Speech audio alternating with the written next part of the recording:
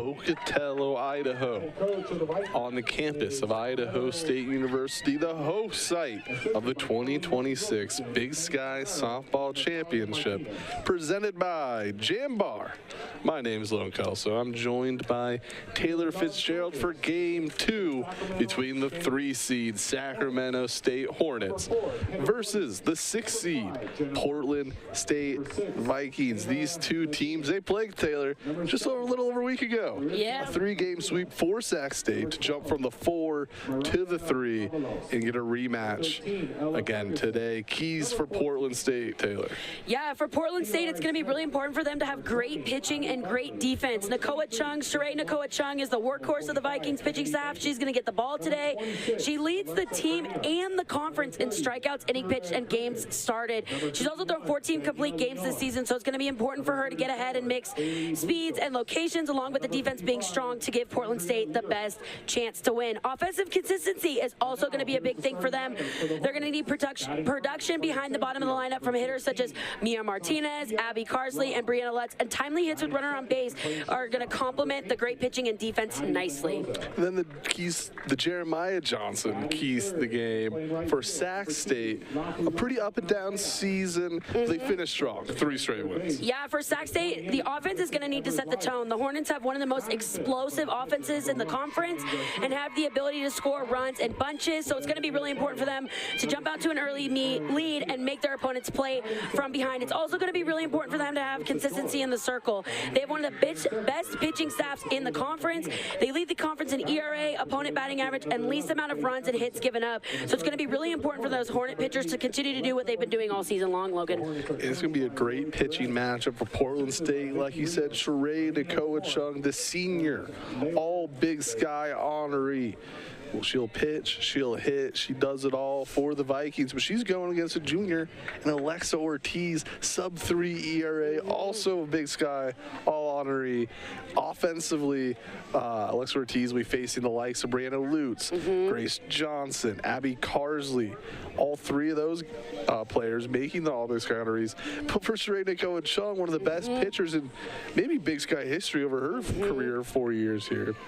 She has to face an unbelievable lineup of Saskia Robb, then Maddie Mendoza, co-newcomer of the year. Then she'll face Lafu Malipeai, the Big Sky Player of the Year.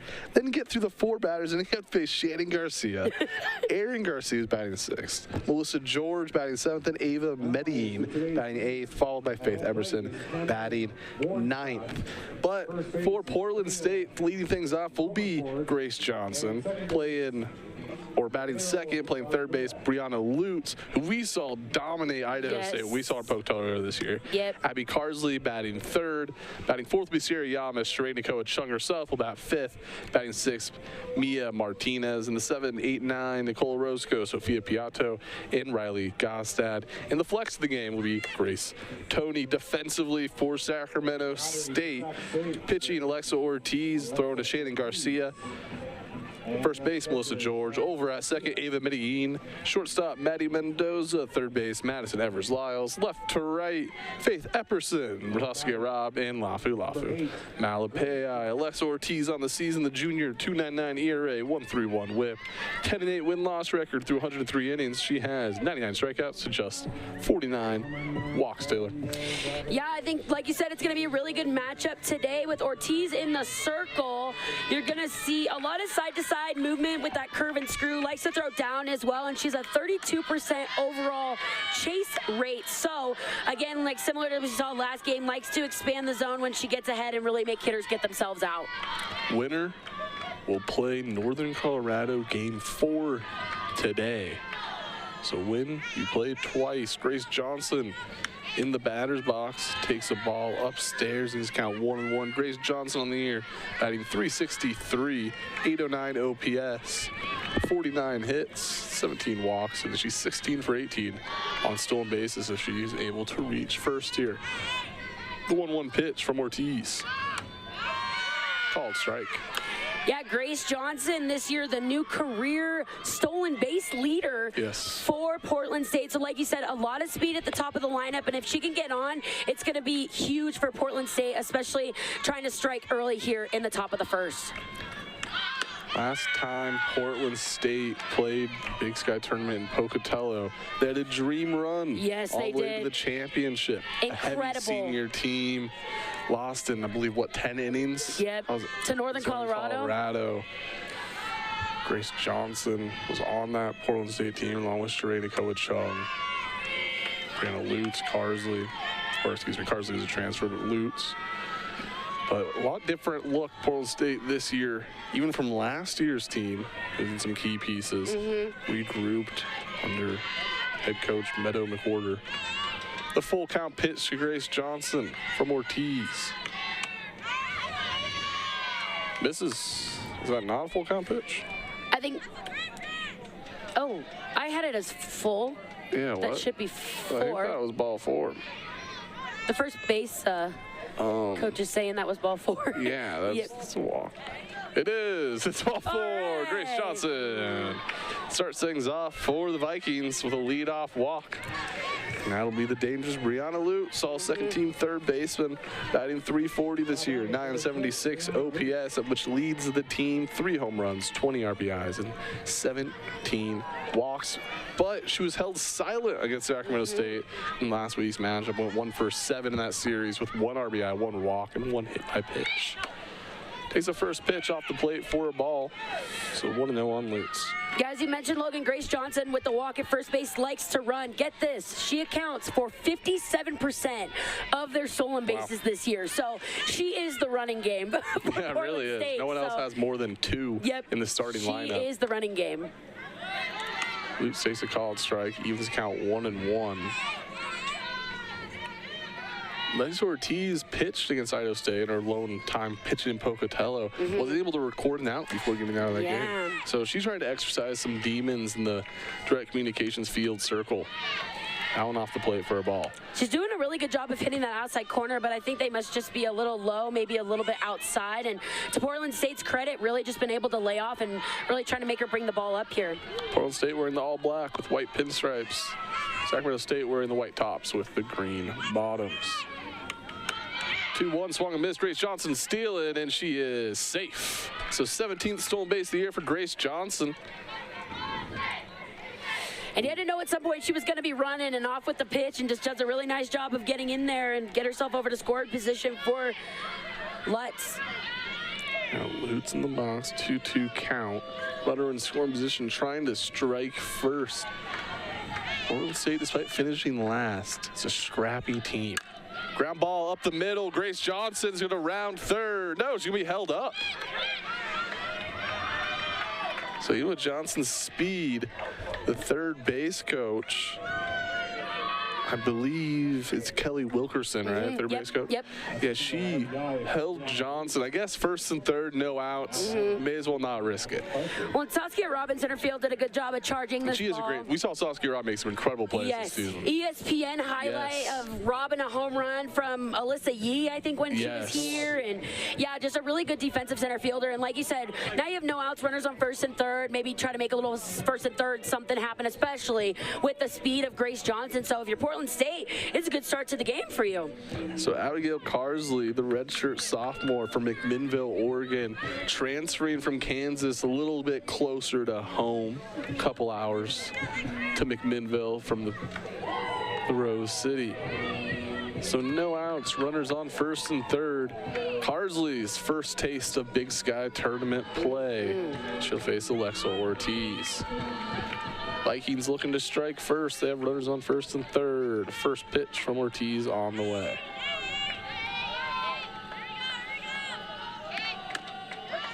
Called strike. Home plate umpire is Karen Bajorstad. First base is Trina Comfort. She was the home plate umpire game 1 earlier this morning.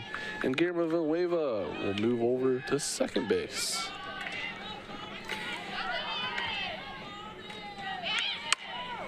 A 1 set into right field.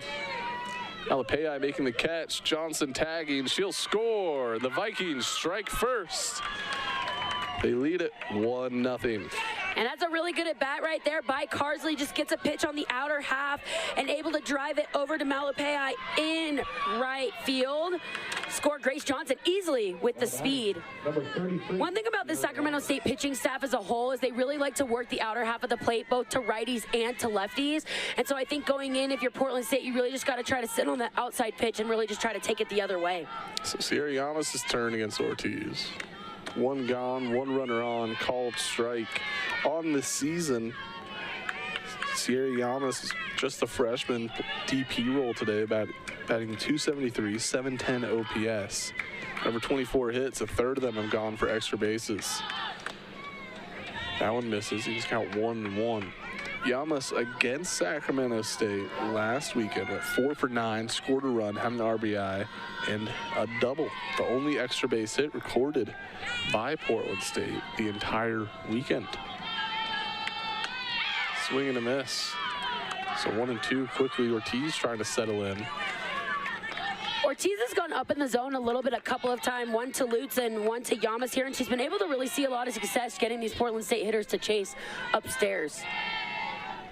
1-2 pitch. Foul away. Lutz stands at first. Johnson led this game off the walk. She scored on a sac fly by Abigail Carsley. Llamas looking to extend the inning, just one gone. Pitch from Ortiz. In the dirt, this one gets away. Lutz going to take second base, standing up. Takes a hard round to second base, so holds there. So 2-2 count. Another runner in scoring position for the Vikings. On BA. Let's see what they rule that. What do you think? Ball pitch or? I think it was a pass ball, but pass ball. Because it did hit her glove, so I think that might have. It's hard because I think it missed a spot, but I think that's a ball that I think if you're Garcia back there, that's a ball that you definitely want to block. Just rule the wild pitch. All right. 2-2. Send to right field. Malapei centers under it, makes the catch for out number 2. Lutz breaks the third, holds up, and goes back to second. So 2 gone. Lutz remains in scoring position for Sheree Nakoa Chung, trying to help herself out here in the top of the first. Nakoa Chung on the year, batting .214, .643 OPS. 5 of her 15 hits have gone for extra bases, 1 home run, 4 doubles.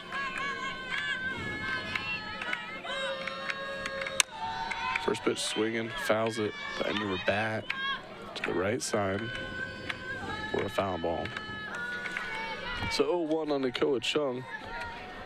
Lutz stands at second, 1 run home for Portland State.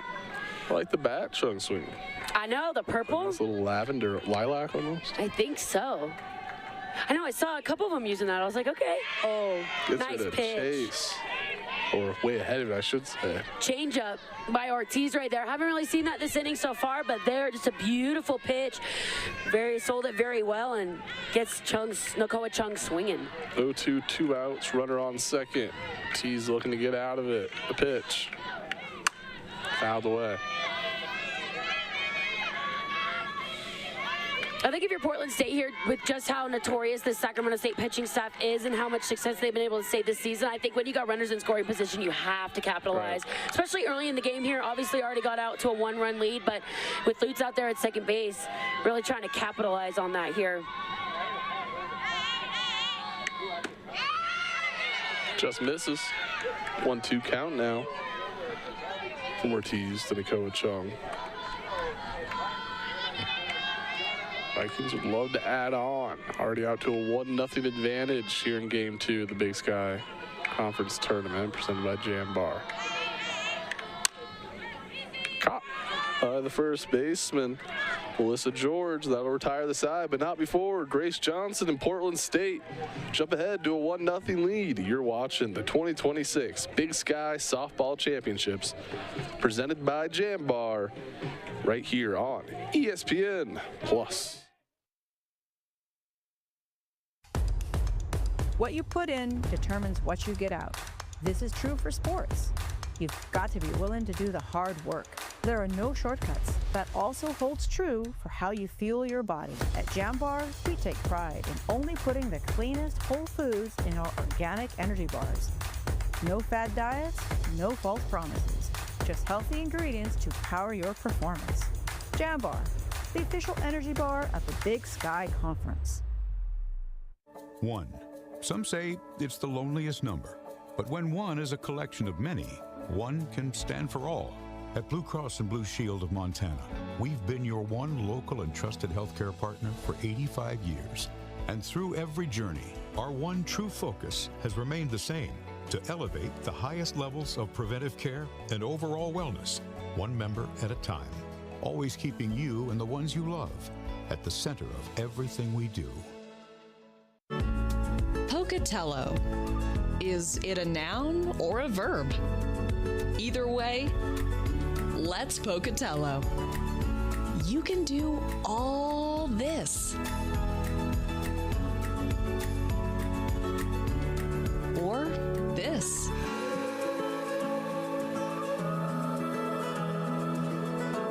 Go to visitpocatello.com to get every minute out of your visit. At least you're there.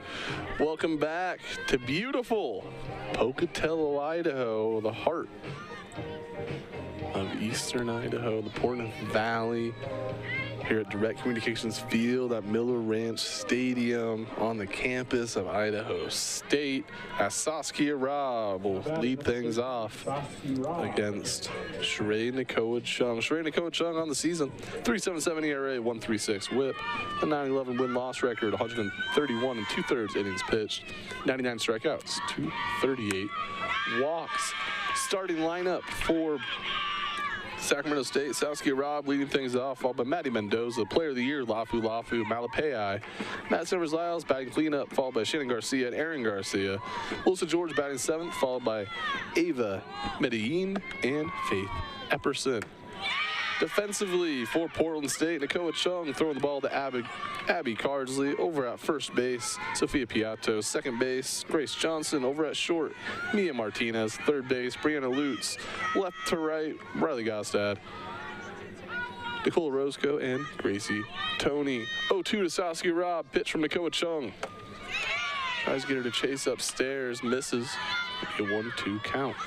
Saskia Robb, all Big Sky, batted .336 this year with 854 OPS. What do you see in the circle from Nakoa Chung, Taylor? Yeah, the senior right-hander is going to throw a lot of curveballs, both backdoor and regular curves. 68% of the time, it's a variation of one of those. Also has a rise and a change that she will throw, but has a 51% swing rate on her curve and on her rise. So really likes to attack the zone, high, heavy strikeout arm, and really, like I said, the workhorse of Portland State, and I think they're going to be able to go as far as she's going to be able to take them. So, well, she's a strike away from strikeout number 100 this year. A feat accomplished by just the elite pitchers in the country. A single season. 1-2. Misses off the plate. 2-2 now. Yeah, one of the things I really like about Nakoa Chung is the circle is she's just a gamer. She really just goes at it, really competitive in her at-bats, and she wants to get you out. And you can tell with the way she carries herself and the way she goes at these hitters that she's trying to strike you out. Ground ball up the middle. The Hornets are going to lead things off with single via Saskia Robb. Just a nice little base hit up the middle by the Hornets leadoff hitter. Really didn't try to do too much. And first base runner of the day for Sac State. So similar to Portland, Sac State will get their leadoff runner on first base. You know, I was just looking at the strikeout leaders in the nation. Is this a typo? Maya Johnson, 344 Oh, she's strikeouts? good. I know she's good, but she strikes out a lot of people. 344 seems like that's not very possible. It's a lot. She's a pitcher from Belmont. Received the first mid-major pitcher to get an AUSL golden ticket. So, but yeah, heavy strikeouts, but I mean, it's 114 innings worth of strikeouts. That's wild. That's wild. She does throw a lot of innings, but 0-1 to Maddie Mendoza. Shows bunt, gets it down. She's going to be safe at first base. So a bunt single for Maddie Mendoza. She's fired up along with the Hornets fans in the dugout. 2 runners on, no outs for Lafu Malapei. So you got co-top newcomer of the year and the player of the year batting back-to-back in the lineup. And there you see Maddie Mendoza just uses her speed and lays down a bunt. Initially, I think it was supposed to be a sacrifice, but with her speed, able to beat it out for a bunt base hit. And Hornets are getting something going here, 2 batters into the game. So 2 on, no outs for the Big Sky player of the year.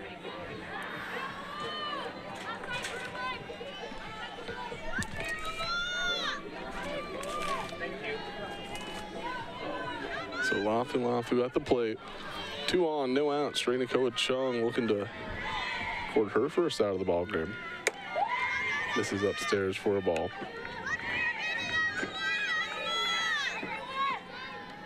Again, similar to what we were talking about with Portland State, I think if you're Sac State here too, especially with no outs in the inning, you have to capitalize on getting these runners in, especially early here in this ball game. The 1-0. Misses. 2-0. By the way, just to end this on Maya Johnson.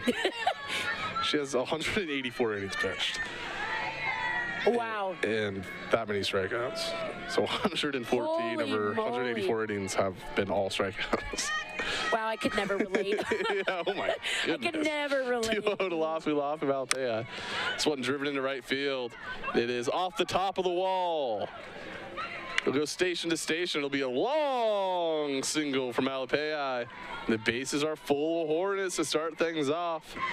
It doesn't get any easier as now Madison Evers-Lyles steps to the plate. Yeah, Lafu Malapei, they're just inches from going out of the yard, but hit it so hard. Just Hornets just able to move station to station. Crazy Tony out there really played that ball beautifully off the wall. Just turned around, knew immediately that it was going to be right to her, and I think that prevented Saskia Robb from scoring. But Hornets getting things done, back-to-back singles. So Madison Evers-Lyles will come to the plate after this mound visit by head coach Minna McWhorter.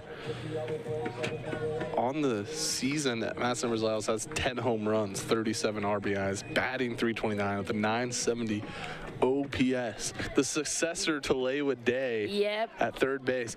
How lucky do you got to be to graduate Laywood Day and then get Madison Evers-Lyles as your new third baseman? And still have Laywood Day on staff to help her. Yes. So Laywood Day in the last Big Sky tournament in Pocatello sent a ball to places I've yet to see a ball hit since this ballpark. So strong, so powerful, great human being as well. The bases loaded, no outs. Pitch from Nakoa Chung. Hornets looking to not just tie it in this inning, but take the lead of their own. 1-0. Yeah, like you said, Madison Evers-Lyles just in her sophomore campaign, but really just been able to fill that position over at third base nicely with her bat and her glove. So 1-0 called strike, evens it up 1-1. She left the yard a couple times when Sac State came to play Idaho State. Yes.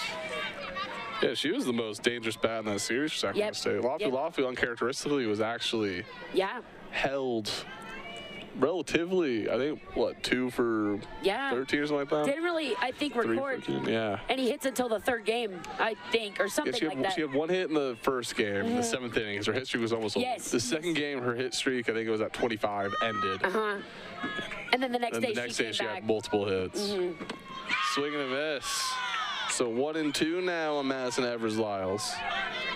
Good pitch right there by Nakoa Chung. I think she went to that changeup a little bit and just able to keep it down in the zone, and Evers-Lyles unable to hold up.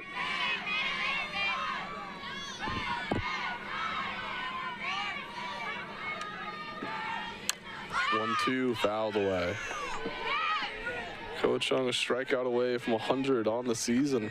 Would love to accomplish that feat right here. I was going to say that'd be a good way to record out number 1 here with the bases loaded, and Hornets threatening early here in game number 2. Winner plays Northern Colorado later today, the nightcap of day 1. 1-2 up the middle. This is a base hit. 1 run scores. Here comes Mendoza. She's safe, and it is now 2-1. And off the bag goes Malapei, and that'll be out number 1. Malapei trying to stretch it to to third base, and the throw to home. Slid off the bag. She'll be the first recorded out.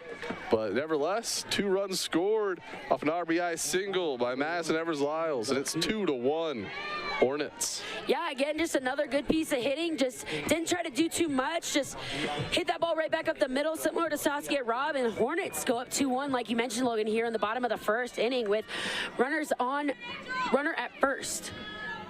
So good news for Nakoa Chung. You only have 1 runner on base, and you do have an out. Bad news, you did allow 2 runs. You're yet to record an out that's not on the base paths. 3 hits or 4 hits, all 4 batters of this game for the Hornets reach base via a hit. All singles. Single, a long single, and a single up the middle. So 2-0 now on Shannon Garcia.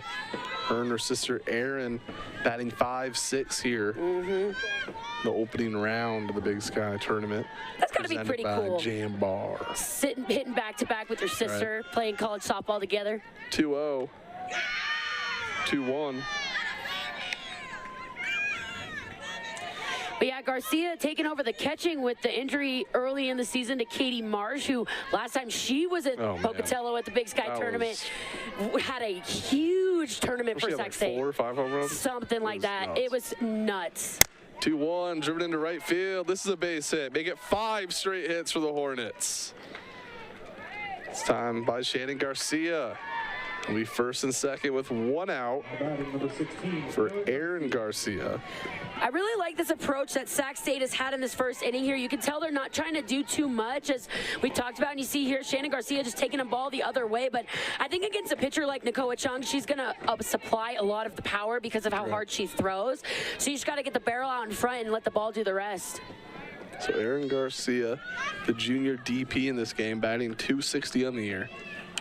It hits her. So make it 6 straight batters to reach base for Sacramento State. The bases are now reloaded for Melissa George. And Meta McWhorter already burnt her mound visit relatively early in this inning. So another visit would pull Nakoa Chung from the ballgame. Which the score right now is just 2-1. Yes, exactly. You got to keep her in. If it gets out of control, you probably need her for tomorrow in the loser's bracket scenario. But if you win, you also need her. Yes. Later today against our. I was talking to the bye is massive for that reason. You win or lose today for Northern Colorado and Iowa State. They only have to play 1 game. Yep. You only have to use 1. If you want, you could use your same pitcher twice. We did see a couple years ago Grace Kimball pitch 2 games in multiple days. Multiple days, same day. But it is a lot to ask for your pitcher to get multiple outings. So I wouldn't be shocked if Montana earlier today, who threw Kara Sweet, I'd be shocked to see her pitch the next game. I think with a pitcher like Nakoa Chung, too, who does have that experience, she's shown that she can get out of hard situations like this. So I think that her leash is going to be a little bit longer in the circle versus somebody else who maybe isn't as of an established pitcher. But again, right there, just going at George and able to get strike number 1. First pitch to George is a strike. Batting 186 on the year, 629 OPS. 1 extra base hit. Fouls that one away. And Nakoa Chung pitched last weekend against Sacramento State. Went 6 innings, 9 hits, 5 earned runs. Didn't walk a batter. Did hit 1 batter just like today and had 4 strikeouts. The only pitcher that had a lot of success really in that series was Walters. Went 6 innings, only allowing 1 earned. 0-2 misses down. Melissa George in that series went 0 for 4. Did score a run off 2 walks. Something she's very good at. Walked 14 times this season. Good eye at the plate. This one popped in to center field. Left center, making the catch. It's going to be a sac fly. All the runners tagging. So it gets out of Lutz's glove. Will be run number 3 as Evers-Lyles, scores, and it's now 3-1. But out number 2 recorded.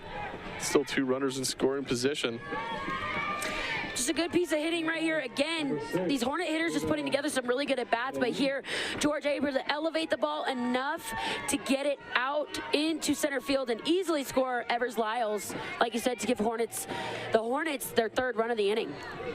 So Ava Medellin, the 8th batter here in the inning for Sac State. Medellin batting 146 on the year, 445 OPS. Swings in the first pitch and misses from Nakoa Chung. Long inning.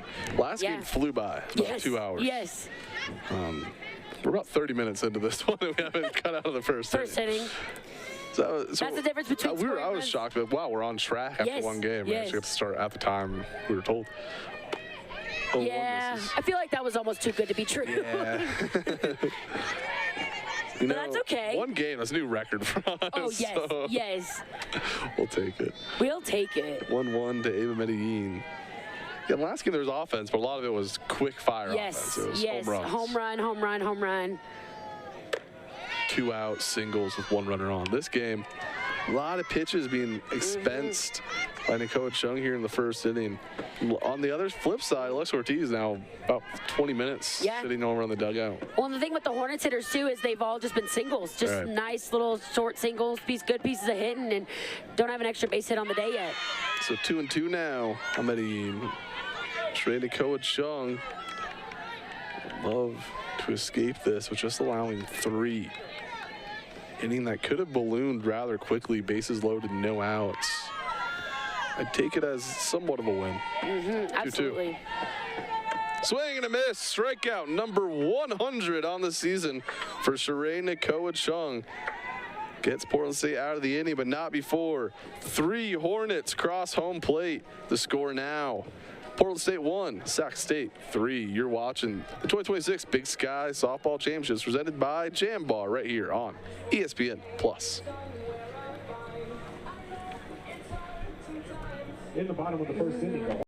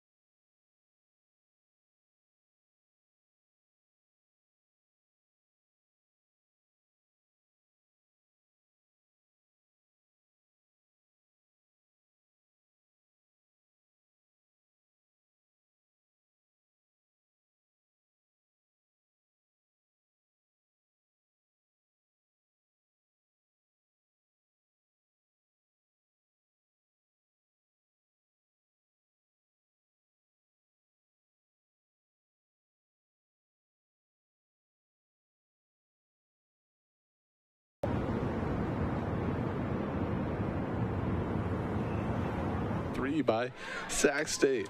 What we thought could have been a pitcher's duel has already ballooned to a 3-1 game.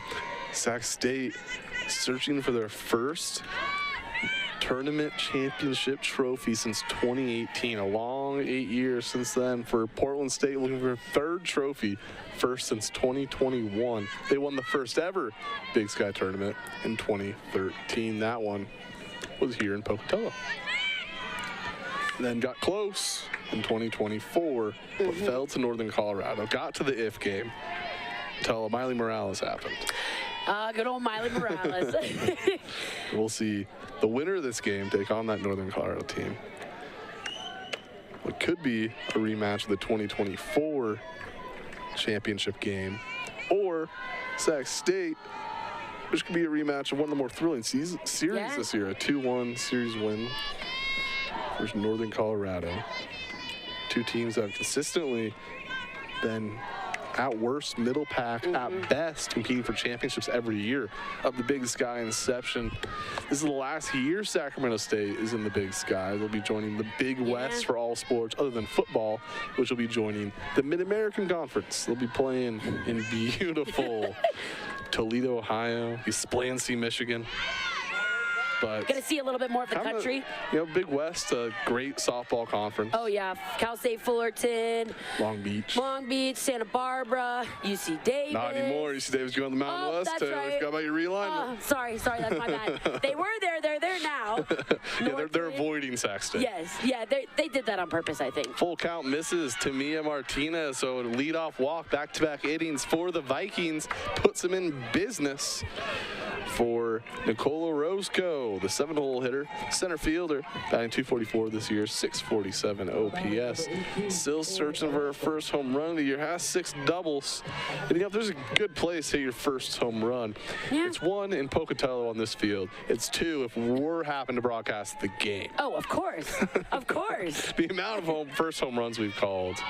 This season alone. This season, and we get a late start in the we do. cold out here in Pocatello. We didn't start until about game 30. Yeah. And we've called a handful of those. The Big Sky tournament 2 years ago, there was about 10 different players with their first home run. I was gonna say, throughout your years that you've been here, you've got to call a lot of firsts, which has been pretty awesome. The shortstop for Portland State, Alapis Manatea? I think so, yeah. And she had more home runs in the Big Sky tournament in 2024 than she did in that season, along with Katie Marsh. But then she had her first and only home run of last year, also in the Big Sky tournament, that one in Greeley, Northern Colorado. Maybe she just likes hitting in the big moments. Yeah, she's a big moment type of hitter. Yeah. Well, and like you said, Miller Ranch is a hitter's park for sure, especially with the weather that we got today. Very minimal wind, a little bit warmer out. Ball's going to fly a little bit different. And when you have hard-throwing pitchers, it's also makes for an easier path to get the ball out. 2-0 called strike at the bottom of the zone. So 2-1 now on Nicola Roscoe. Mia Martinez stands at first.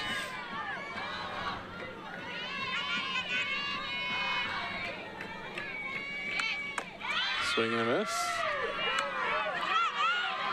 Ortiz herself looking for her 100th strikeout. Look at that. Both pitchers had 99 coming into this ball game, which I'm sure is the top of the Big Sky. Oh, yeah, absolutely. 2-2 fouled away.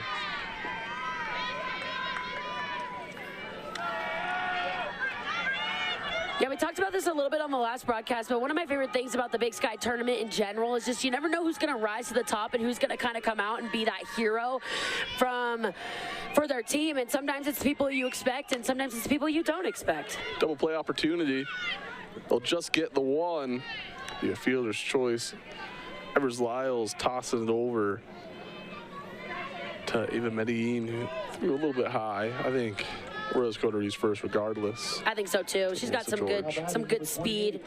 But a good job by Ortiz right there, just going right at Roscoe and able to get her to ground out and ultimately record out number 1. So Sophia Piatto steps into the box. Piatto, freshman, batting .209 on the year. 546 OPS. We saw her. Yes. I think her first home run of the year? Yeah. Or career? She hit a grand slam here. Did she hit a grand slam? Yes, I think she had a 2 home run weekend. I think she did as well. Pinch hit grand slam. Yes. 1-0 foul back. Yeah, that's right. It was a pinch hit grand slam. Which was. I think she had 2 hits that entire weekend. I think both. I think you're right. I think you're right. But a lot of power in this bat right here in Piatto. So. Again, the ability to leave the ballpark if a ball's left up. 1 runner on, 1 out, 1-1 count. Called strike. There's Ortiz's changeup that she's been able to kind of utilize a little bit more this inning, and I honestly think a big game changer for her is bat broke, Taylor. Broken bat. Put that on the bingo card. Another first. Oh yeah, giving her Justin McCloy. I think so. She didn't even swing. Yeah. I must have been the lilac bat. I was giving it too much praise. It hurt you. Yeah. It hurt you. Now she got the orange bat. That's more fitting for Pocatello. There you go. Man, what a bummer. That bat was really pretty. Hopefully it wasn't Sheree Nakoa Chung's bat. I was going to say, hopefully it's under warranty and they get a new one. Maybe not by the, the tournament end, but hey, next season. Fall ball, all that stuff. So 1-2, 1 out. New bat for Piatto. Pitch from Alexa Ortiz. Swing and a miss. There's strikeout number 100 on the season for Alexa Ortiz, and for the second out of the inning. So after throwing the changeup previously, Ortiz just expands the zone here, and that's that chase rate that we're talking about at the beginning of the game. Just a beautiful pitch on the outer half by the junior pitcher to record out number 2, and like you said, Logan, her 100th strikeout of the season. So Riley Gostad steps to the plate. On the season, Gostad batting .220, .584 OPS. 1 home run on the year. Over 11 hits, 11 for 50 on the season, just her 21st start of the year. Went 0 for 8 previously against Sac State, searching for her first hit against the Hornets this year. Now taken low for a ball. 2-0 now to Gostad. Leadoff and Grace Johnson on deck. So we're really accustomed to seeing this Hornets pitching staff work that outside corner, but it seems to be a little bit tighter on that outer half of the plate. And so I like how Ortiz here has been able to adjust and really try to go to more of that inner half on these Viking hitters. 2-0 called strike. Alexa Ortiz looks a little more settled in here in the second inning. So 2-1, 2 outs, 1 runner on. Yeah, started the inning with a leadoff walk, but since then has really just been able to get some miss hits and then obviously the strikeout as well. It's Gostad to swing at another one. So 2-2, 2 outs, 1 runner on here in the top of the second inning of Game 2 of the Big Sky Softball Championships here in beautiful, sunny, warm Pocatello, Idaho. Here's the pitch. Gets her swinging, make that strikeout 101 for Alexa Ortiz. Retires the side, no harm done. Sac State remains on top, 3-1. We'll head to the bottom half of the second after the break. You're watching the 2026 Big Sky Softball Championships presented by Jambar on ESPN+.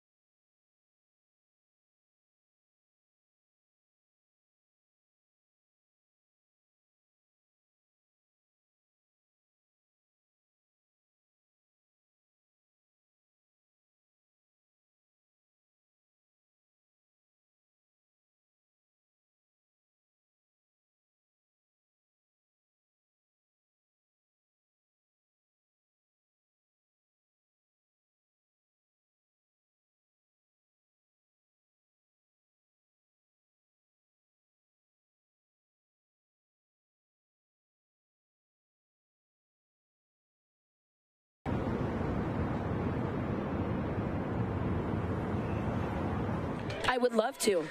Pocatello, U.S. smile capital of the world. Wow. You know why? Why? So apparently people weren't smiling enough during some rough times in our city. So they made it, I believe, a coded law that you have to smile in Pocatello. I don't know how enforced it is. Really? But if you're not smiling, you can get locked up. Wow. So what you're saying is we better be putting on showing those pearly whites out here. Yeah. Nothing but all smiles for Sacramento State and their fans as they have a 3-1 advantage here in the bottom of the second. Faith Epperson leading things off. Yeah, Hornets almost hit around last inning. Epperson, the only one not to come to the plate in the first inning, but here we'll get our first looks at Nakoa Chung. So 1-0 Epperson. Shows bunt, pulls back, gets behind the backstop. It'll be ruled a ball. Home plate umpire Cameron Bjorstad with Trina Comerford taking off the catcher's mask and going over to first base for game 2. And Guillermo Villanueva moving from first to technically second base, sitting on third right now. 2-0. 3-0. If you were an umpire, would you want to call the balls and strikes or be in the field? Ooh. You know, I did a little bit of Little League umpiring back in high school. I did both. I think field I liked more, but it kind of got boring. But that's also Little League. Yeah, but true. Balls and strikes, it's a little more exciting to call. But at the same time, is there a warning? I think there might have been delay of game, so I think there's going to be a strike called on Epperson. Yes. So 3-1 on Epperson. But balls and strikes is fun, but then you have, especially in Little League, parents just yelling. Swing and a miss. 3-2 now on Epperson. There's a public park right by my apartment, Cotan Park, and they always have Little League going on there. Oh, yeah? I watched that, and I was like... You're like, the parents are getting a little too much involved, man. These kids are 10 years old. Yes. Anything near the zone should be a strike. Swing the bat. Yes. Full count. Seriously. This one fouled away. Yeah, I've been scouting, trying to put together my... You're like, all right, where's my all-star team? Yeah, I got to build my crew.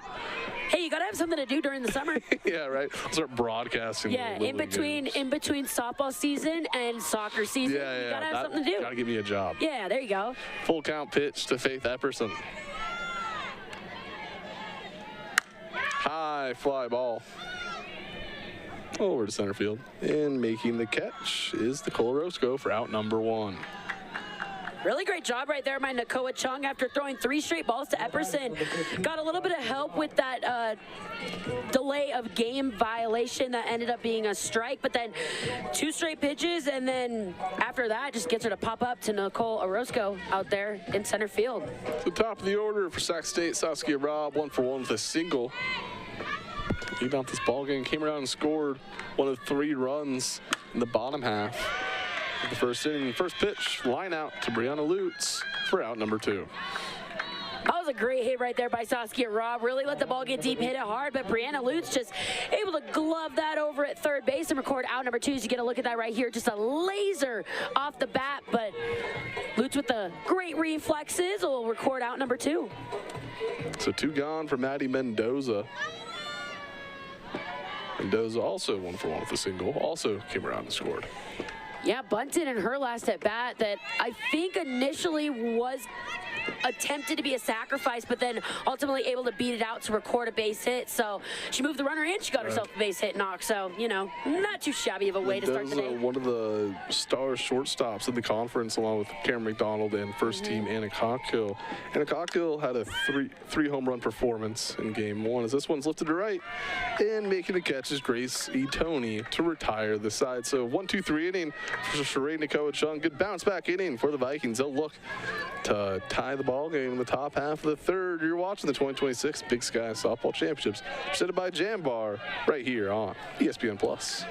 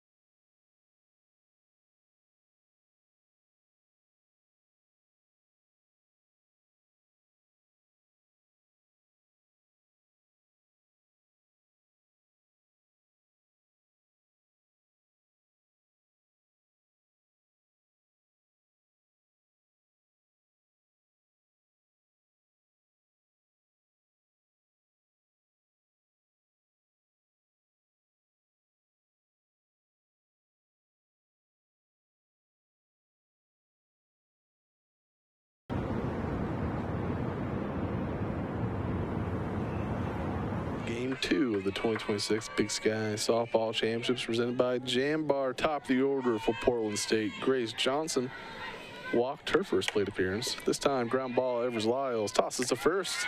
Quickly, 1 out.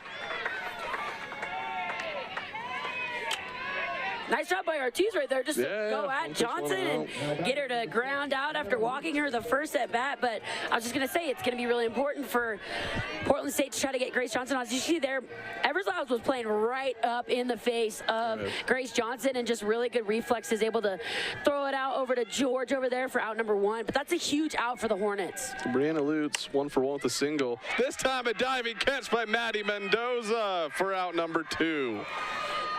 And that is why she is co-top newcomer of the year. She's great on defense, able to use her athletic ability here, just lays out and robs Lutz of a hit to record out number 2. So 2 pitches, 2 outs for Alexa Ortiz.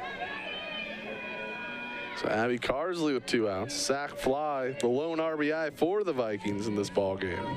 Her last time around. Man, you could just see the excitement after Mendoza caught that ball. That one misses. I've seen a couple 2-pitch, 2 out. Actually, this is the third one. Yeah, 2. Montana had 2 of them. Yeah, they had a 5-pitch inning. Yep, with Carr Sweet on the mound, which those are pitchers' best friends. Those innings are pitchers' best friends for sure. Well, that ground ball stopped by Ortiz, tosses the first. Well, 4-pitch inning. That retires the side here in the top of the 3rd. Sac State looks to add on to the lead in the bottom half after the break. You're watching the 2026 Big Sky Softball Championships presented by Jambar right here on ESPN Plus. Basketball fans, Starch Madness is back, returning to downtown Boise in Idaho Central Arena this March 7th to 11th. Up with Montana and up to the NCAA tournament. Experience Boise's vibrant downtown with walkable restaurants, hotels, and championship basketball. Make your travel plans today at visitboise.com or by scanning this QR code. March starts in Boise. In the heart of Montana's untamed wilderness, a legend is brewing. Jeremiah Johnson Brewing, the official beer of the Big Sky Conference. Brewed with the rugged spirit of the West. Jeremiah Johnson is simply a world-class, straightforward, no-nonsense beer. Do well. Wow, $1 million. Yeah. Whoa. Itchery. Didn't touch it. I was just using it as a drink tray. Sir, I'm obligated to inform you that I have a yellow belt in the art of karate. Yellow? What's your signature move? The fist of mild discomfort? Try again. The flinching dragon. That's not a fake. The flying side-eye? We're getting warmer.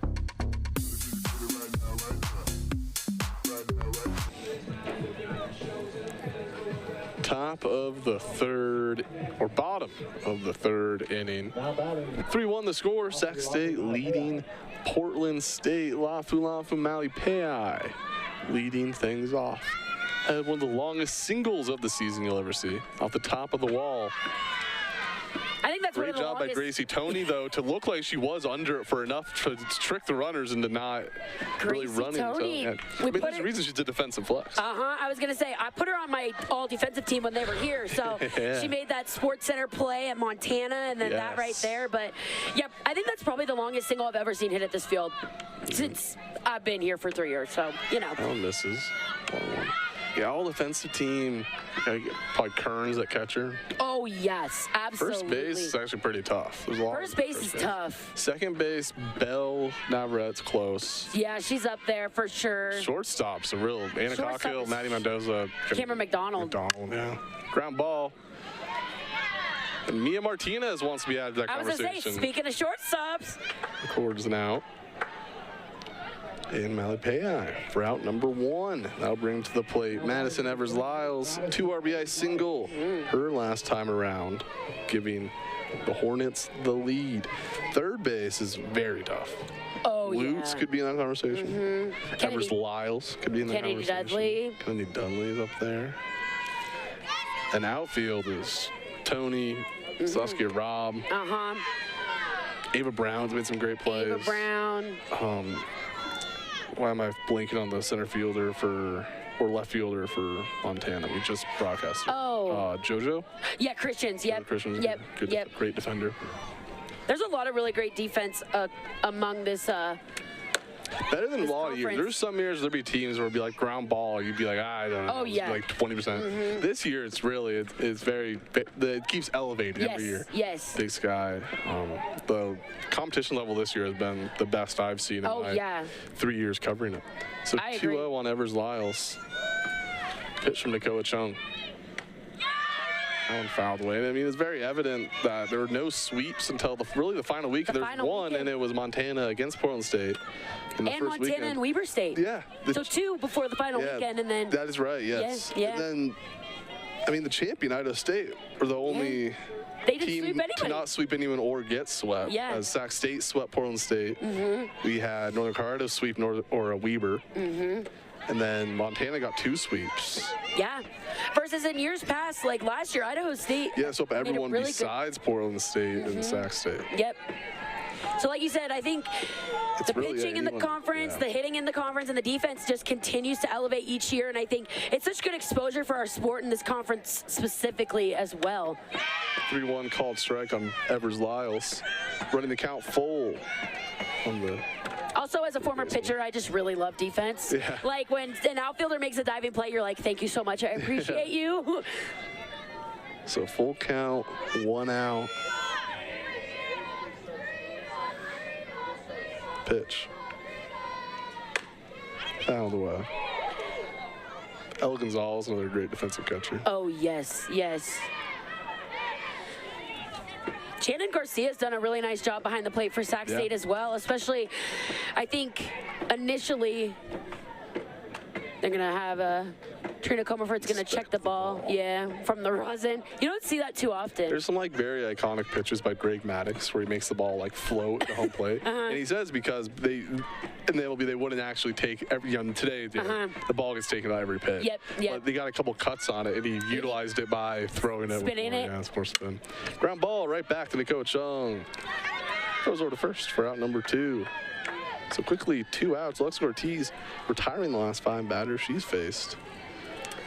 And getting through the heart of the order, the front 4. Yep. Rather scot-free. Now she has to face Shannon Garcia, the sophomore catcher. 801 OPS on the year, 301 batting average. Yeah, both pitchers really kind of settling into this ball game since that first inning, and Nakoa Chung here looking to make it 6 straight retired. And last time the Big Sky tournament was in Pocatello, Nakoa Chung did not pitch a ton.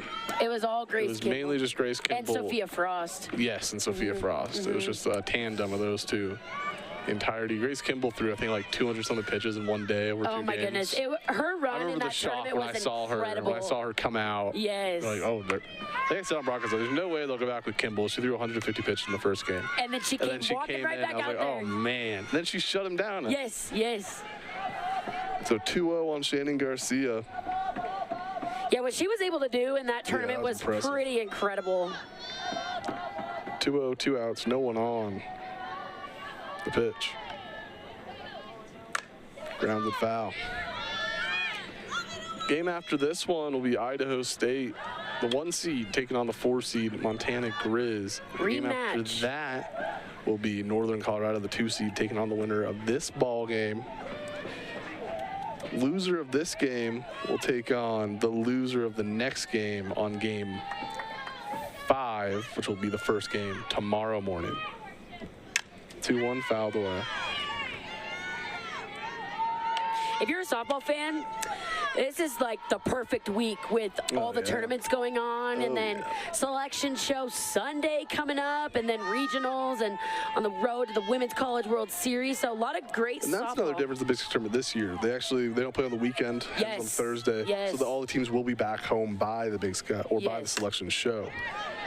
Which I feel like that's especially for teams who have never been, well, in Idaho State, never been to the tournament, but I feel like every year, no matter if you've been there 20 times, you've been there once, it's always fun to see your name called and see where you get to go and who you're going to be with and all that fun stuff. So 2-2, 2 outs, nobody on. Coach Chung gets her sign. Here's the pitch. Called, third strike. That'll retire the side. Back-to-back 1, 2, 3 innings for Dakota Chung. We'll see Portland State offense get going in the top half of the fourth. After the break, you're watching the 2026 Big Sky Softball Championships on ESPN. Presented by Jambar.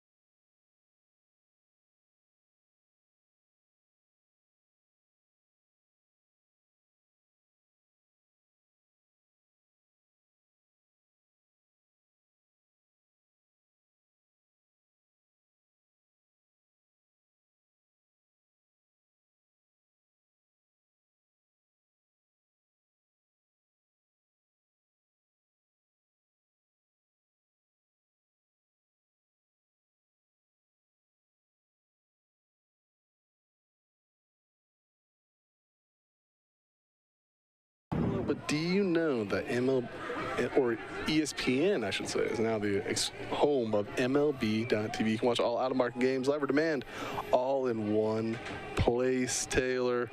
Wow. You can watch college softball, so it'll be baseball. Beach volleyball championships ended on Saturday, I believe.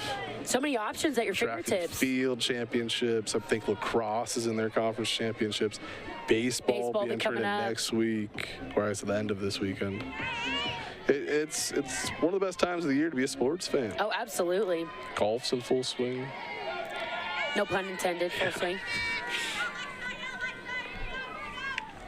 On the grandstands for tennis, showing up, rolling garros, clay courts. So many exciting things going on in the world of sports. Isn't NCAA tennis championships happening this weekend? I think so. Now one of the, I believe Sac State women's team. Yeah, the women's team I think is going to USC. Yeah, they advanced. The dominant program for women's tennis in Sacramento. I was watching the beach volleyball championships. I was blown away. I thought the format's really cool. This one's sent into right field. Making the catch is left field off of Malpay for round number 1. But I thought it was cool how they have 5 duels. And they all do it at the same time. Yeah. I like that. Yeah. It's like everybody's getting stuff going. Yeah. There's a couple 3-0 sweeps, so then 2 of the matches just ended. Yeah. That was interesting. But then it's like all California teams, but it's in Gulf Shores, Alabama for the championship. Yep. I love beach volleyball. It's pretty impressive how much ground just 2 players are able to cover, work together. That one misses down for a ball. I think UCLA ended up beating Stanford in the championship. Loyola Marymount made a pretty deep run. Oh, okay. Might be their number 1 sport. I was going to say, they're in the perfect location for to draw beach volleyball players over, so. Oh, no. In the air, foul. Yeah, Boise State does have a team. They don't make the tournament. They're in the Big 12 for beach volleyball. The conferences are very funny for beach volleyball. California pretty much has like their own league. I was going to say, I know UC Davis when I was there had beach volleyball. Yeah. They were transitioning that over, and originally they had to pull players off of the indoor volleyball team just to field a team, and then ultimately they were able to kind of... It's one of the newer sports. Yeah, I think solidify 10 years it more. Now. Yeah, into just beach specifically. 1-1 pitch to Serena Coachung. Swing and a miss. So Alexa Ortiz has been dialed in since the first inning. And again, Ortiz there going back to that changeup and able to get Nakoa Chung just out in front once again, swinging and put herself in a 1-2 count here. 7 straight batters retired by Ortiz. 1-2. Ground ball up the middle, right as I say that. Portland State gets a runner on base via the single, this time by the pitcher, Shrey Nakoa-Chung. Yeah, in this game so far, we've really only seen singles hit so far. So Nakoa-Chung adding to it here. I'm going to take that pitch. Ortiz actually almost got a glove on it. I thought she was going to get it. I thought she was going to get it too, and then you could tell after she was like, oh, yeah, no, that's not in the glove. Those are the types of, pinch hitter, pinch runner. Pinch runner, it looks like. All right. Trying to get number 1. That being Jacoby Coombs, the freshman infielder, out of Bozeman, Montana. And the very few Montana prep athletes playing Division I softball. Saw Anacocco hit 3 home runs in there earlier. First player to hit 3 home runs in a Big Sky tournament game. Trying to do Montana proud, both of them. Yeah. So Coombs stands out first for Mia Martinez. Martinez walked in the 2nd inning. Her only plate appearance. First pitch.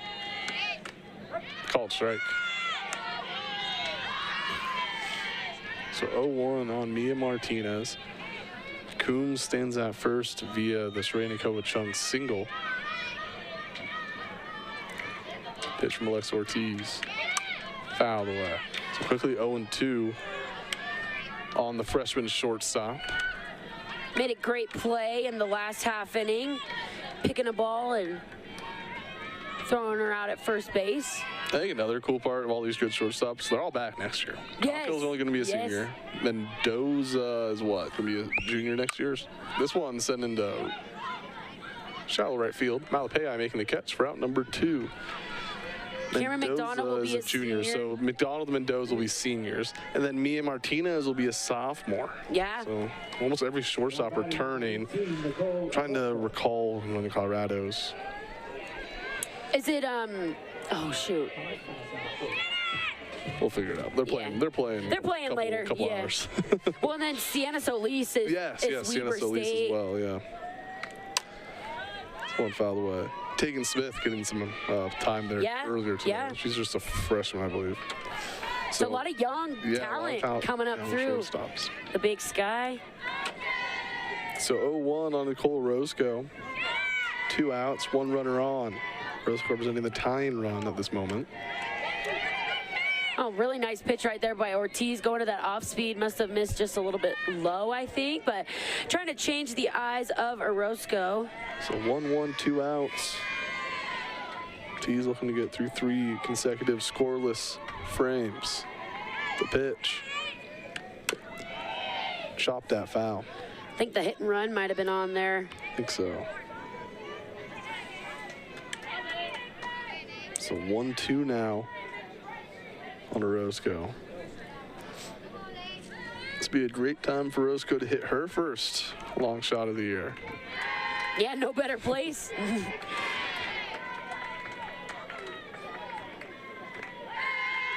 1-2 offering.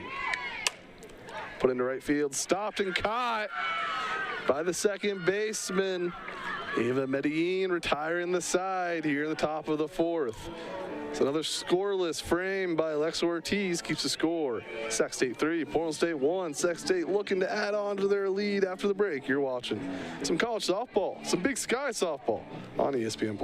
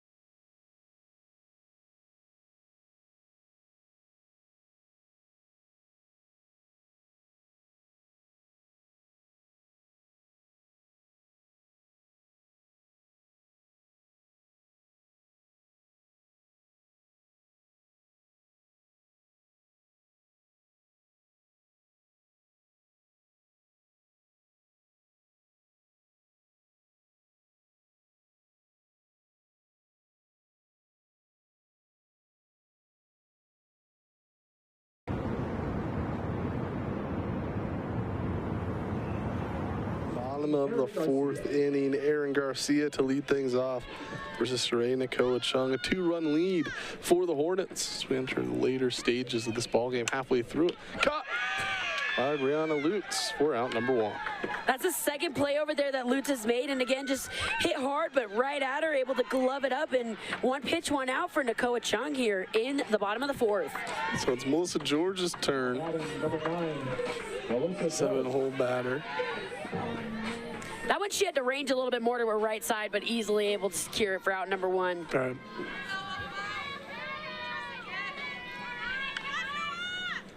First pitch to George, misses up for a ball. Had to sacrifice her last time around, her only plate appearance. Yeah, that was all the way back in the 1st inning. Dude. Nakoa-Chung, I believe, is retired 7 straight now. That one misses. So 2-0 now to Melissa George.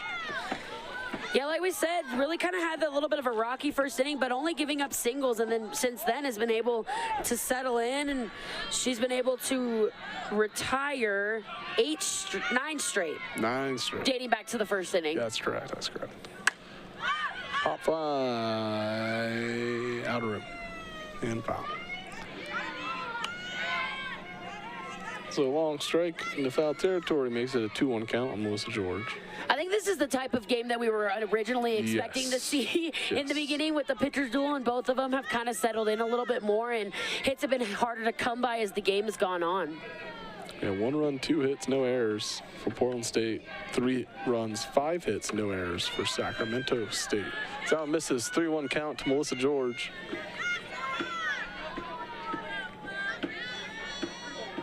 Coach Chung trying to add on to a quality start. 3-1 pitch. Driven into the gap. It's going to get down for extra bases. It'll be a stand-up double for Melissa George with 1 out here in the bottom of the 4th. Just the first extra base hit of the day for either side, but George just gets a pitch on the outer half and able to just drive it into that right center field gap. Orozco with the great diving effort, but ultimately George will get a stand-up double and get herself over into scoring position and continue the inning for Medine coming up. So Ava Medine pinch runner. Up. Well, the pinch runner, that being number 20, Addie Buckley, the sophomore out of Elk Grove, California, Elk Grove High School prep athlete, will be at second. Runner in scoring position for Ava Medine. Struck out her last time around.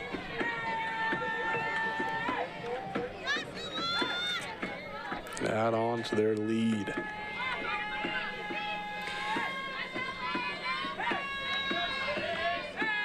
First pitch misses down for a ball.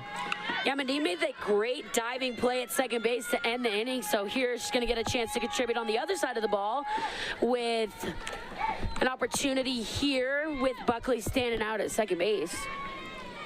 1-0, runner on second. Pitch from Nakoa-Chung. Swings through that one. Evens count 1-1. Addie Buckley over at second base does have 2 attempts on stolen bases, successful on both of them. Don't think she'll be stealing third here with 1 out though. 1-1 pitch. Shows bunt, this time gets it down. Piatto throws it into the ground. This will score 1 run. Medine goes over to second. And the first error of the ball game is a crucial one, as that extends the Hornets' lead to 4-1. Really great job right here by Medine just to get that ball down. I think she might have been safe at first initially on the plate anyways, but like you said, unfortunately, Piatto's going to throw that ball into right field as she kind of hesitated a little bit, and I think it might have just got stuck, but nonetheless, Hornets will add on, and this is the first run scored since the first inning for either team. So an unfortunate error extends the lead to 3 and keeps her runner in scoring position as Medine swaps places with Addie Buckley.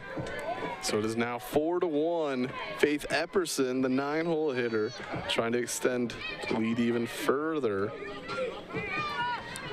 Unearned run allowed by Nakoa-Chung as of right now. First pitch strike to Faith Epperson.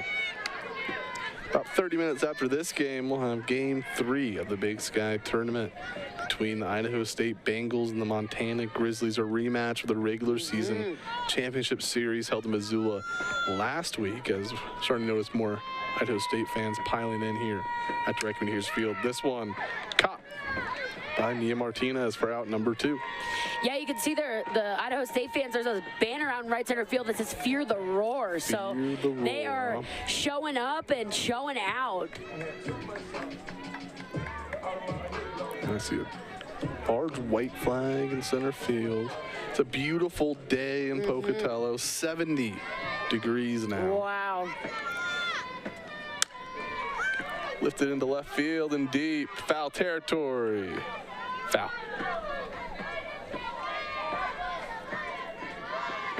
Good effort right there by Gosted, and ultimately just unable to secure it, but made a good little run over there and got a glove on it, but just not able to secure it for an out, as you see here on that last play.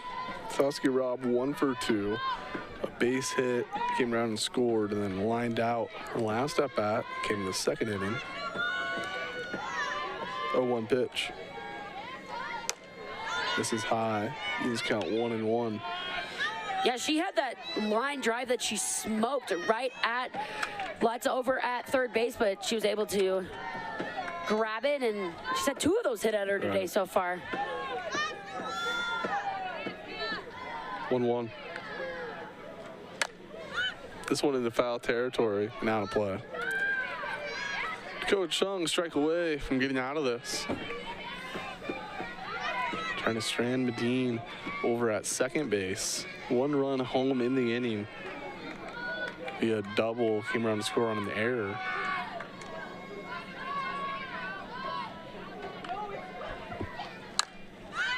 Fouled away again. Saskia Robb, all Big Sky honoree this season. Great defensive center fielder for the Hornets. Made some really huge plays out there for them this season. And just one of 2 lefties. Lefty batters, I should say. Starting lineup for the Hornets. And Lori Perez, the longest tenured coach in the Big Sky. Did she go? No. According to Guillermo Villanueva. One of the things that Sac State's been really able to do well over the years, especially in the time of Lori Perez, is they've always had really good lefty speed via the slappers, especially here with Saskia Robb, just able to hit for a little bit of power, but also just puts the ball in play and uses her wheels to get around the bases. So they always got some good lefties at the top. 2-2, chopped over to Mia Martinez, toss over to Piatto, not in time, ball gets out of Piatto's glove, and Medine scores. Another error, another run. It's now 5-1. You just put the ball in play, and sometimes good things happen. And right here, Saskia Robb, I think, was going to beat that out at first base, but Piatto unable to hold on to the throw from Martinez, and the Hornets will add another run onto the board. I think it'll be a single, and then the error will score Medine. I think agree. She scores if she's just safe over at first. Yep, I agree 100%. So, time called by head coach Meta McWhorter. So let's get Rob at first. 5-1 the score. And yeah, it's ruled a single and an error by Mia Martinez. So throw an error. Throw an error, that's what we'll go with. So 5-1 the score. Hornets, no, I guess you're never comfortable in the tournament, but a lot more of a comfortable spot now up 4. Expanding that lead, especially with Alexa Ortiz, who's been dialed in. Yep. A little bit of trouble in the first inning. Since then, 3 straight scoreless frames. Rock solid and she's been one of the Hornets, top pitchers on their staff all year long, and so no surprise here that she's been able to really do a nice job of controlling the strike zone and getting Portland State hitters out and able to minimize the damage. Ryan Mendoza 1 for 2 with a single. Takes the first pitch up for a ball. Dangerous part of the order. Luckily, Sheree Nakoa Chung has 2 outs. This will be the 3rd time seeing her as well. Yes. Along with when they saw her just a couple weeks ago. Runner on the move. Throw down to second. Ball comes out of the glove of Mia Martinez. That's going to be a stolen base. Or Grace Johnson's glove. Be stolen base for Saskia Robb, that being her 13th of the season. Yeah, gets a good jump. Not a bad throwback there by Abby Carsley, but Robb just able to get in there and get herself a stolen base, move herself into scoring position for Maddie Mendoza. So 1-1 count, runner in scoring position once again for the Hornets. Pitch in the dirt. So 2-1 now on Mendoza. Good block back there by Carsley. We've talked about it a couple times in previous broadcasts, but sometimes I feel like when that ball is down in the dirt, or the turf, I should say, it picks up speed as it's going into the catcher. So catchers are really going to have to be on their toes back here and really try to, get their body in front of it and block. 2-1, send into center, ranging back and off the wall. 1 run scores. It's a stand-up double for Maddie Mendoza. Keeps the line moving. It's 6-1. And that'll be it. All she wrote for Serena Coa-Chung. It's Meta McWhorter getting the long walk out to the circle. Coa-Chung was able to put the Hornets bats at bay for a couple innings. Yeah, gutsy effort by the senior pitcher, but Sac State ultimately just able to kind of break through as we're going to get a pitching change here, like you said. Try to get an ID. We'll get it to you after the break. You're watching the Big Sky 2026 Softball Championships presented by Jambar on ESPN Plus. 4. Giselle Pinto.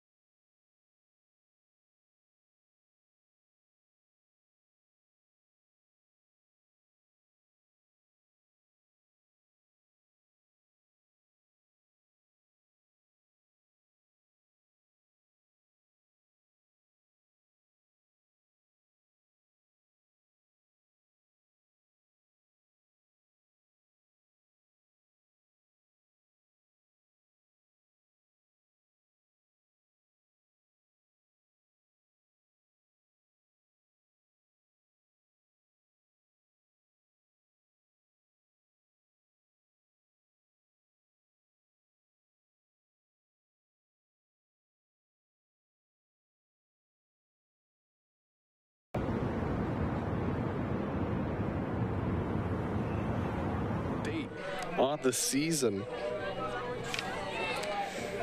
Pinto has a 7.71 ERA, 1-5 win-loss record. This being her 19th appearance through 52 2/3 innings. She has 29 strikeouts to 49 walks. Lafu Malpea will be the first batter she faces here in the bottom half of the 4th. First pitch, outside for a ball. Yeah, with Pantoja in the circle now, the right-handed freshman, she's going to throw a mix of the curveball. She has a really effective off-speed, a screw, and a drop. So she'll like to work side to side, a little bit of down, and then I think that off-speed is really the thing that helps her be successful, as she has a 43% swing rate on it. So when she's able to locate it, I feel like she's able to be really effective. Quickly 2-0 on Lafu Malapei. I think they're going to get a watch switch out as Pantoja's not getting the pitch calls coming through, so we'll have a timeout for the equipment switch.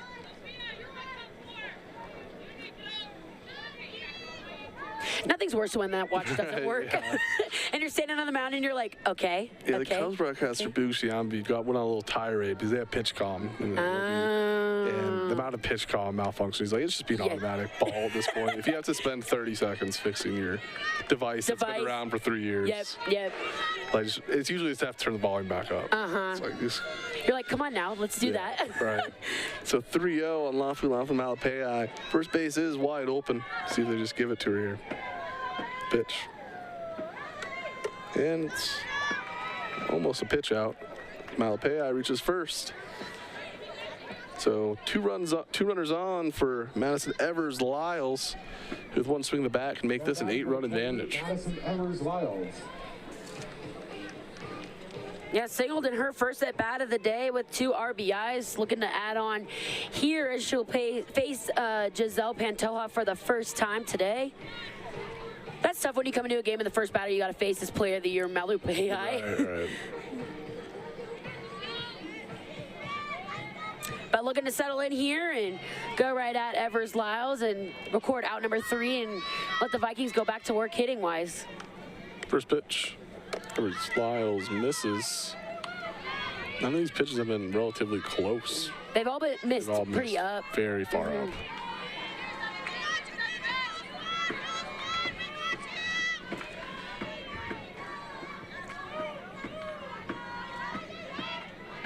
One-oh pitch. Another miss. 2-0 now.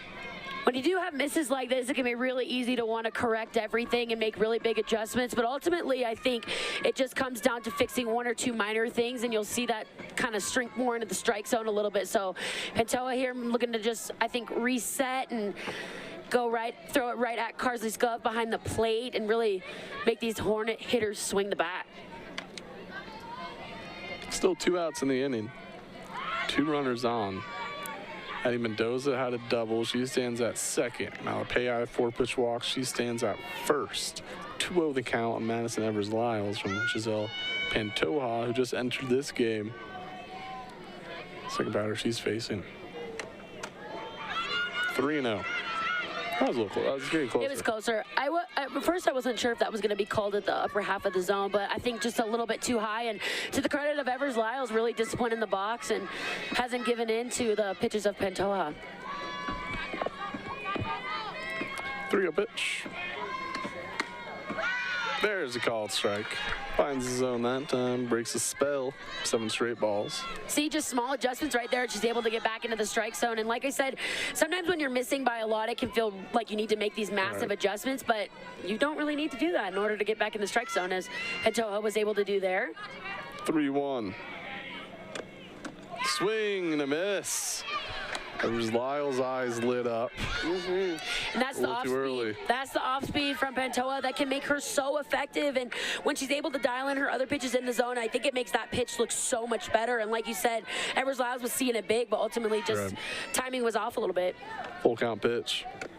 Swing and a miss. Pantoja gets Evers-Lyles to strike out. Now retire the side here in the bottom half of the 4th, but not before 3 more Hornets cross home plate, extend their lead to 6-1. You're watching the 2026 Big Sky Softball Championships on ESPN Plus, presented by Jambar. As the sun rises over the Rocky Mountains on a new era, we stand on a foundation etched in stone. Built on the backs of legends, All-Americans, and national champions, we've made our mark not only in the West, but across the nation and the globe. Through perseverance and commitment to a world-class student-athlete experience, we've set ourselves apart from our peers as an untraveled road lies ahead. We are the Big Sky Conference, where experience is elevated. The challenges of college are easier to overcome when you're embraced by community.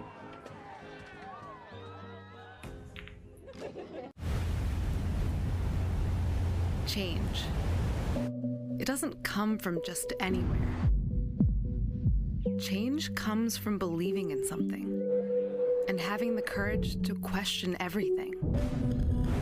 It comes from a university born of it and a city who fights for it. Change comes from within, and it's here for everyone.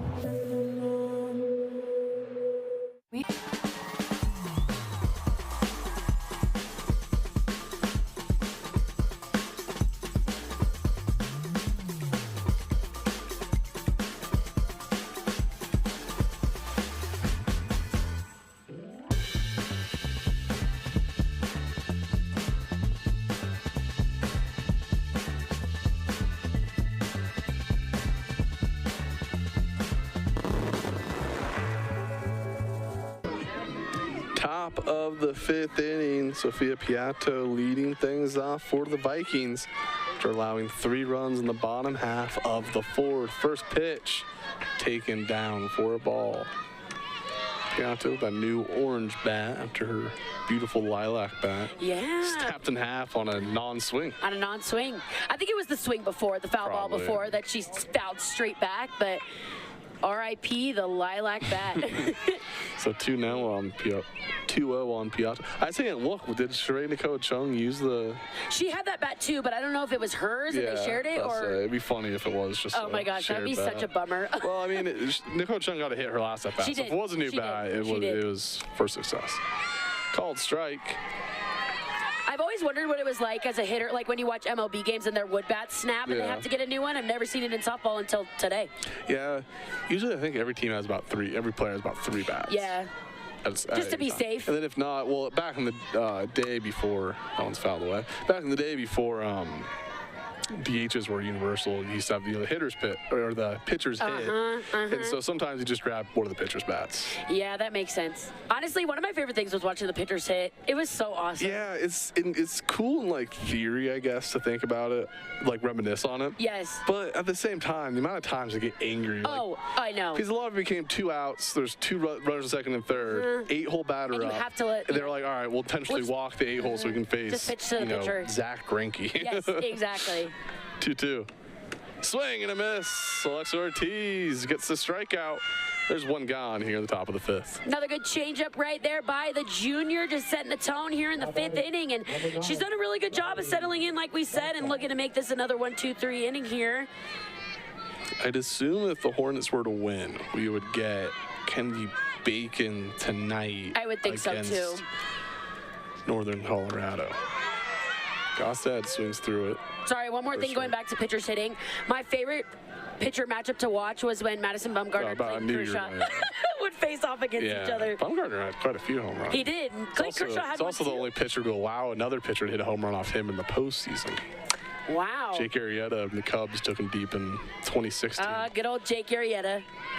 Yeah. I don't think Jake Arrieta had more batting gloves. I don't think he did either. He was like just rough and tough. Yeah, because I remember it was like right after 2015 or 2014. Bumgarner had the great run. 2015.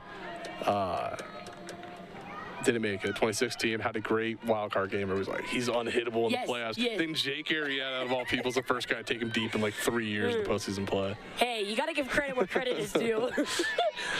Yeah, I think it was Arrieta and Kershaw wanted the pitcher home run derby, which I guess Ohtani would just win every year now. Yeah, I feel like he's not fair to include in that because he also hits for a living. 0-2 misses to Gostad. Michael Lorenzen of recent memory kind of attempted to do two-way. He was a relief pitcher for the Reds. Oh, okay, Down the Rocks. I'm not sure if he's going to have bats anymore, but he was for regular. He was a good outfielder. So like he'd get a pinch hit, then defensively stay in the outfield. 1-2. Ground ball, diving stop. Evers Lyles throw to first for out number 2. Great play by Evers Lyles to rob Gostad of an infield single.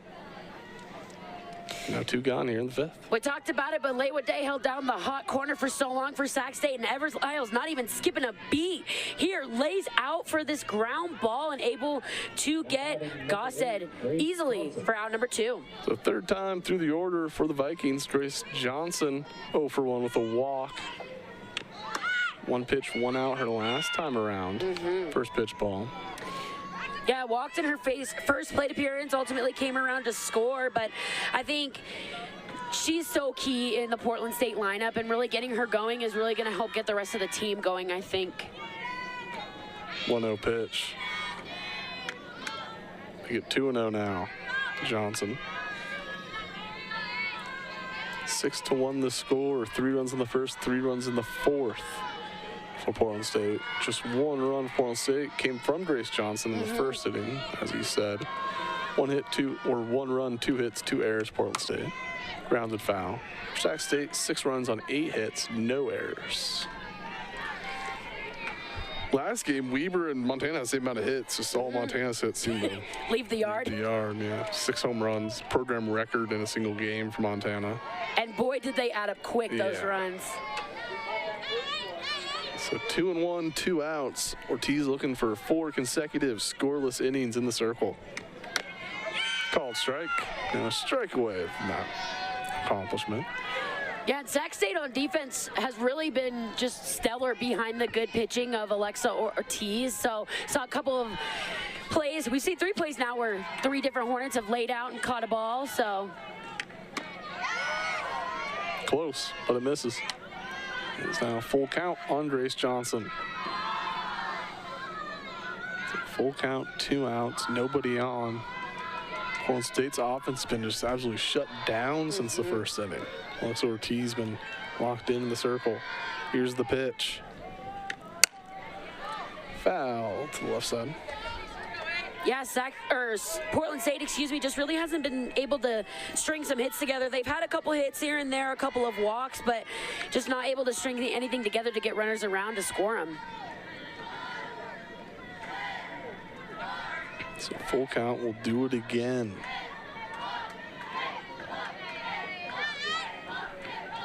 Ortiz fires. It'll be a walk. So Grace Johnson wins the battle. Her second free pass of the day puts her on first base for Brianna Lutz. Now batting number 6, Brianna Lutz. Who has 1 hit in this game, then lined out her last time. And that's a great at-bat right there by Grace Johnson. Ortiz has really been able to paint that outer part of the plate, but hasn't really been able to get it called for strikes, especially for those left-handed hitters. And so Grace Johnson with the good eye will continue the inning here for Portland State. First pitch. Ground ball to first base. That'll retire the side. Make it 4 straight scoreless frames from Alexa Ortiz. And she keeps the score right where it's at. Portland State 1, Sacramento State 6. We'll head to the bottom half of the 5th. You're watching the 2026 Big Sky Softball Championships presented by Jambar right here on ESPN Plus. In the top of the 5th inning, the Vikings scored no runs, no hits.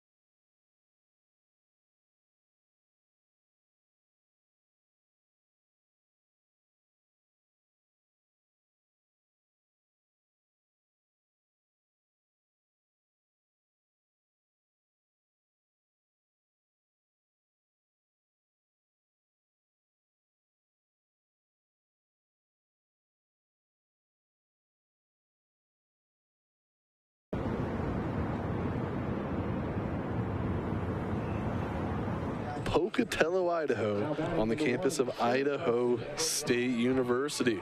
Shannon Garcia leads things off for the Hornets here in the bottom of the 5th. First pitch from Giselle Pantoja, who relieves Sharena Koa-Chung in the bottom half of the 4th, misses. It'll be Shannon Garcia, Aaron Garcia, Melissa George due up for the Hornets here in the bottom of the 5th. The 1-0 pitch. Get 2-0 now. Game 2 of 4 here on day 1. The 2026 Big Sky Championships presented by Jambar. 3 more tomorrow, 2 more on Wednesday, and possibly 2 more on Thursday, at least 1. Great week of softball. Yes. For sure. 3-0 now on Shannon Garcia. All 6 teams in the Big Sky make the tournament. They're all playing here on day 1. Idaho State playing Montana up next, followed by the 2 seed Northern Colorado play the winner of this ball game. So 3-0 to Shannon Garcia. See if Pantoja can find the zone. She doesn't. Shane Garcia reaches first on the 4-pitch walk.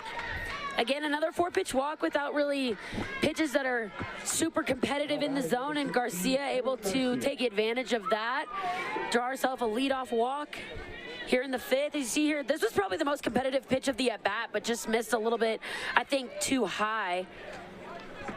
So the pinch runner, that being, oh man, I can't see that number yet. I know, 7? I think it's 7. Her hair covered it on the back. Carissa Avila. Carissa Avila is running for the home. Avila over at first base, sophomore out of Roseville, California. Aaron Garcia in the box. Doha trying to find the zone. Here's the first pitch.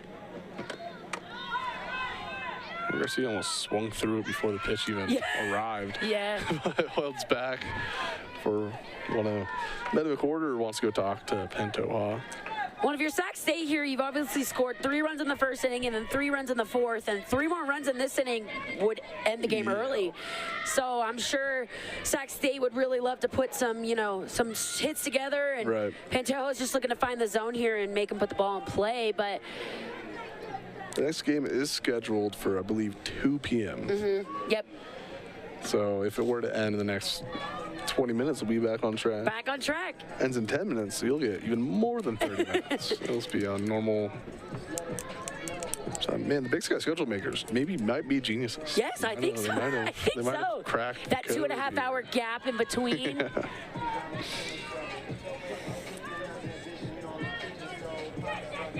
But yeah, great opportunity here for Sac State to try to get some things going here and build momentum. Yeah, 'cause usually they give us 2 hours. Yeah. Like when we did ISU, it'd be 11 and 1. And we'd never, it'd be like 2. Never. Every time, it'd be like 2, 1:45. Sometimes like 2:30. So, yeah, exactly. So 2 but and hey, now. Tournament, different rules. Yeah. Maybe because of how many teams are here and how many people we're trying to get through. Yeah, it was more realistic, I guess. Nevertheless, we'll be here for all of them, so we're just here anyways. Baking in on this tent right now. 2-0 to Aaron Garcia. Shows bunt, pulls back, 3-0. Yeah, the tent was great the first game. Oh, yeah. The sauna tent, it's built for, keeping the warmth. Game 2 is now... It's warm. 71 degrees. Game 3, we're going to be cooking. I think it's at least like 90 in this tent. Oh, it's got to be. We have a fan in here, but, That fan's getting turned on as soon as possible. Yes. 3-0, make it 4-0, a walk for Aaron Garcia. And the winning run will come to the plate in the form of Melissa George. And ended on one swing of the bat. 8 straight balls, and that'll be it for Pantoja. Meta McWhorter making the slow walk out to the circle. We'll see who's coming in before we head to break. It looks like Grace. Is it Walters? It looks like it is. I want to get a number to verify though. Yeah. Number 7. Yep, Gracie Walters. Gracie Walters will come in the game after the break. You're watching the 2026 Big Sky Softball Championships presented by Jambar right here on ESPN Plus.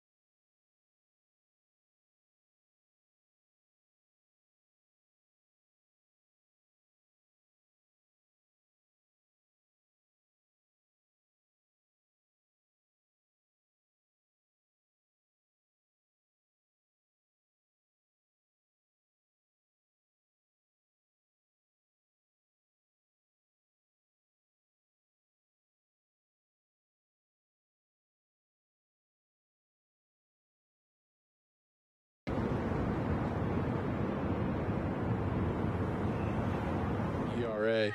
3-11 win-loss record. It's her 20th appearance on the season. 34 walks to 32 strikeouts. So she faces Melissa George.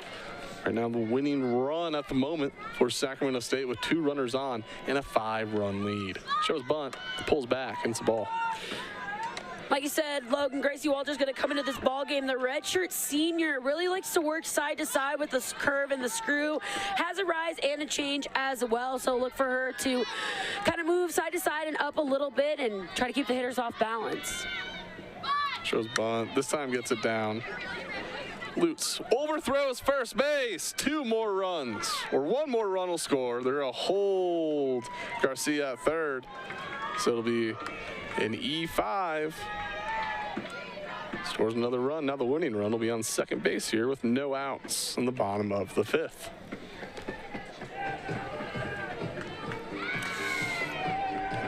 Which, if you're George there, great job of getting the bunt down, and unfortunately, Lutz just overthrows Grace Johnson at first base. But like you said, Hornets really in business as we're going to get a pinch hitter here, I believe. It does look like we will. It'll be number 12, Mariah Avalos. She'll pinch hit here for Medellin. First pitch, ground ball, stopped by Lutz, looks to run her back to third. And Avalos will reach first. So, no throw. Bases will be loaded now. You hit the ball hard and good things happen. And it'll be a single, I'm guessing. I think so. Through that or field choice. She had to make a diving stop. I would just say single. Yeah, but another hard hit ball. And like you said, Lutz, great job of getting to it. Looks to run her back, but Avalos able to beat it out. Yeah, you probably just let the run score, right? And just throw to first. I know you'd be then down to your last run you could allow, but I don't think the runner on, I don't think Melissa George would ran to third. So then you would have had at least 1 out with 2 runners on. Or, yeah, runners in scoring. Still a score position, but you'd have an out. With the run score, yeah. I don't know. Either way, bases loaded here for Faith Epperson. Takes the first pitch outside for a ball. Medellin's going to re-enter at first base to run. Yeah, she is. But good opportunity right here for Faith Epperson. Medellin, she's just kind of out there. This is called strike. Like, winning runs on second. Yep. I guess you're to avoid getting out a potential double play maybe, or you know, I guess if they throw someone out at home, she becomes the winning run. So she's important out there too. May as well get her back out there. Yep. 1-1 to Epperson. Infield in. Popped foul. Severson down the count 1-2. Gracie Walters needs to get 3 outs before allowing 2 runs to keep this game alive.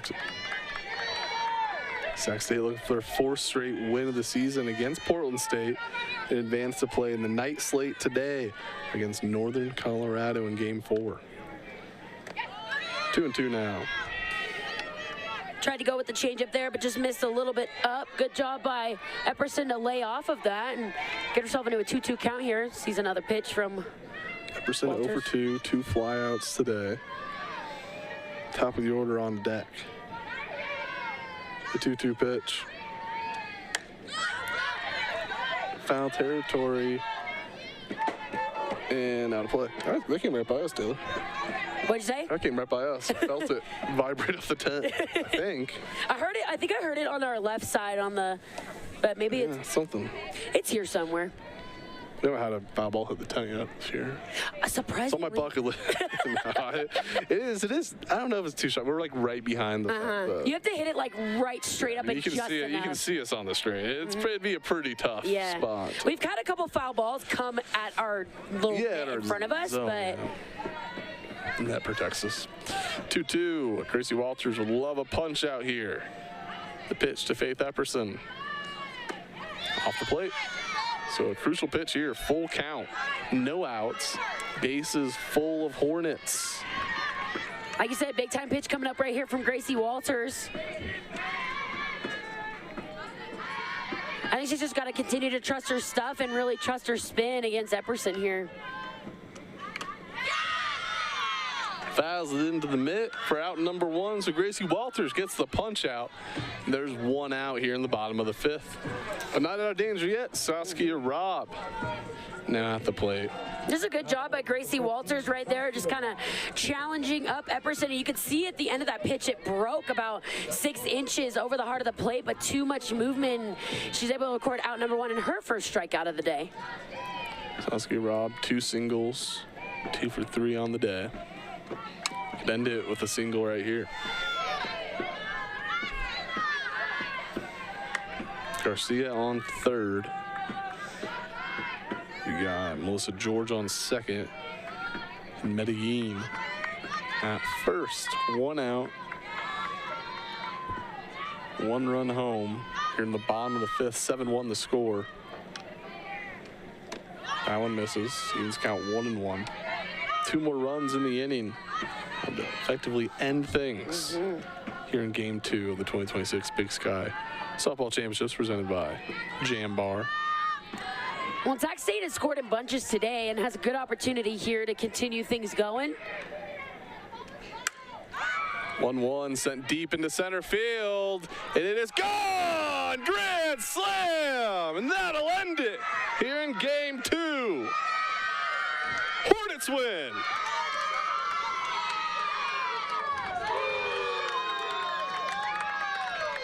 And Taylor, that home run is presented by Northern Quest Resort and Casino. The final, Sac State 11, Portland State 1. After the break, I'll be interviewing Sacramento State's head coach, Lori Perez, so stick around. You're watching Big Sky Championship Softball on ESPN+.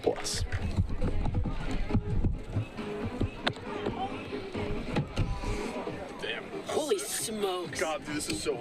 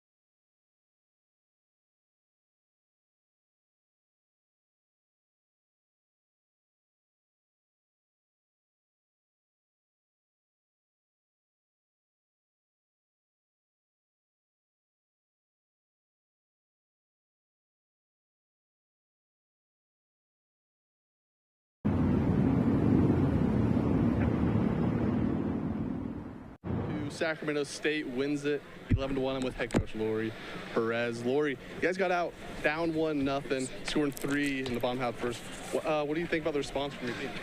I think they were ready to respond. I think the 1 run was nothing. If anything, it just kind of woke them up a little bit and was like, all right, here we go. They've come to play. We've come to play, and let's respond.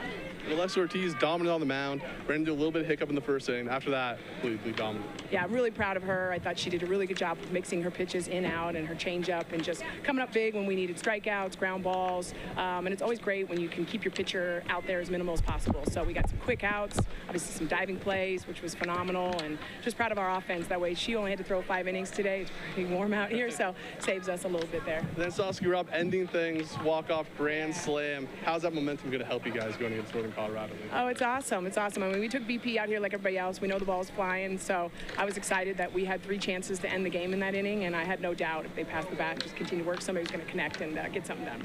Sweet. Well, congratulations, Coach. Thank you. I appreciate it. Back to you, Taylor.